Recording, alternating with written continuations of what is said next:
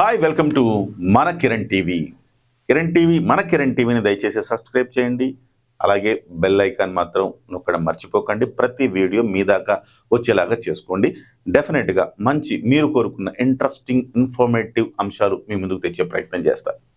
Right, ఇప్పుడు కొత్త వార్త వచ్చిందంటే అదేంటంటే సేవింగ్స్ ఖాతాకి మనం ఎందుకు సేవింగ్స్ ఖాతా ఓపెన్ చేసుకుంటాము? సేవింగ్స్ ఖాతాలో జీరో బ్యాలెన్స్తో కూడా ఉంటుంది. కొన్ని కంపెనీలకైతే జీరో బ్యాలెన్స్ ఇస్తారు, కానీ ఒక వ్యక్తులుగా ఓపెన్ చేసుకోవాలంటే కొన్ని బ్యాంకులు జీరో బ్యాలెన్స్ ఒప్పుకోవు. 5,000 10,000 మినిమం బ్యాలెన్స్ ఉండాలి అని చెప్తాయి కదా. సో ఇప్పుడు ఐసిఐసిఐ బ్యాంక్ పెద్ద షాకింగ్ వార్త ఇచ్చింది. అదేంటంటే ఇక నుంచి సేవింగ్స్ ఖాతా అయితే 50,000 రూపాయలు కంటిన్యూస్గా బ్యాలెన్స్ మెయింటైన్ చేయాలి. అప్పుడే మనం ఐసిఐసిఐలో ఖాతాను తెరవగలం. అంటే ఒకవేళ అంత బ్యాలెన్స్ మనం మెయింటైన్ చేయలేదనుకోండి, టపా మన మీద పెనాల్టీలు పడిపోతూ ఉంటాయి. ఇప్పుడు కూడా చూడండి, చాలా బ్యాంకులు ఇప్పుడు యాక్సెస్ ఉందనుకోండి, 10,000 రూపాయలు ఉంది. ఆ తర్వాత యాక్సెస్ 12,000 రూపాయలట. హెచ్డిఎఫ్సి అయితే 10,000 రూపాయలు. అంటే మనం ప్రతిరోజు 10,000 12,000 మెయింటైన్ చేస్తూ ఉండాలి. ఒకవేళ కనుక తగ్గిందా వెంటనే మన మీద పెనాల్టీ వేస్తారు. ఇది జరుగుతూ ఉంది. సో అయితే కొన్ని బ్యాంకులు మాత్రం ఈ అపరాధ రుసుముని తీసేస్తూ వస్తున్నాయి.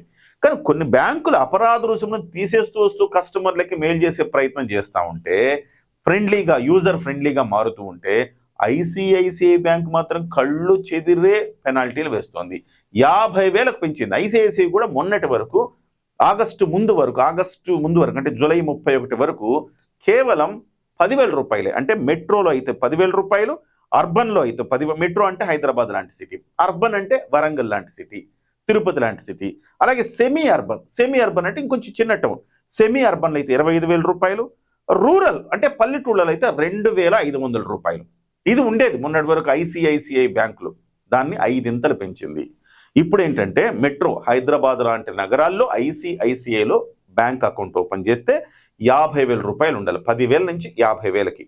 అలాగే అర్బన్లో కూడా 10,000 నుంచి 50,000కి పెంచింది. సెమీ అర్బన్లో 5,000 ఉండేది, దాన్ని 25,000కి పెంచింది. రూరల్లో 2,500 ఉండేది, దాన్ని 10,000కి పెంచింది. ఓవరాల్గా తడిచి మోపెడవడం ఖాయం. కానీ అంటే ఇతర బ్యాంకులు ఈ క్రమంలో మనం మంచి బ్యాంకుల గురించి కూడా మాట్లాడుకోవాలి కదా. మంచి చెడులని కాదు, వాళ్ళ పాలసీలు అవి. సో ఎస్బీఐ 2020లోనే అపరాధ రుసుము అనేది తీసేసింది. నువ్వెంతైనా ఉంచుకో బ్యాలెన్స్, ఏం ఫరక్ పడదు.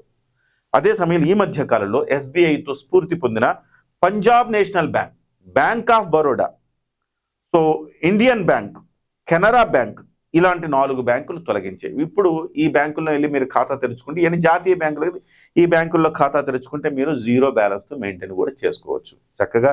ఇక నుంచి అందరూ ఇందులో ఓవరాల్గా ఇందులో కాస్త ఊరటనిచ్చే అంశం ఏంటంటే ఆగస్టు 1, 2020 తర్వాత ఖాతా ఓపెన్ చేసే వారికే ఈ వర్తిస్తాయి. ఇప్పటికే మీకు ఐసిఐసిఐలో ఖాతా ఉందనుకోండి, మీ బ్యాలెన్స్ 10,000 ఉంటే సరిపోతుంది. కానీ ఆగస్టు 1 నుంచి కొత్తగా ఖాతా ఓపెన్ చేయాలనుకునే వాళ్ళు మాత్రం ఈ రూల్స్ అండ్ రెగ్యులేషన్స్ కిందకు వస్తారు. అంటే బహుశా ఐసిఐసిఐ వాడికి ఇక ఖాతాదారులు వద్దనుకున్నాడేమో, చాలా ఎక్కువైపోయారు నాకు, ఇక వద్దనే వద్దు, ఇక ఎందుకు మాకు అనుకున్నాడేమో, అందుకే ఆ రకంగా చేశారు. కాబట్టి అనవసరంగా ఈ రిస్క్ అంతా ఎందుకండి, చక్కగా ఎస్బీఐ ఉంది, PNB, Punjab national bank of Baroda, ఇలాంటి ఇండియన్ బ్యాంకు, కెనరా బ్యాంక్, ఇలాంటి వాటిలో హ్యాపీగా ఓపెన్ చేసుకోండి. చక్కగా జాతీయ బ్యాంకులు ఎటువంటి ఇబ్బంది ఉండదు. కాకపోతే ఈ కార్పొరేట్ లాంటి కొంచెం శాఖలు ఉండవు, బట్ జాతీయ బ్యాంకులు డీసెంట్గా ఉంటాయి. డెఫినెట్గా ఆ బ్యాంకుల్లో ఖాతాలు ఓపెన్ చేసుకుంటే ఎలాంటి తలనొప్పి ఉండదు.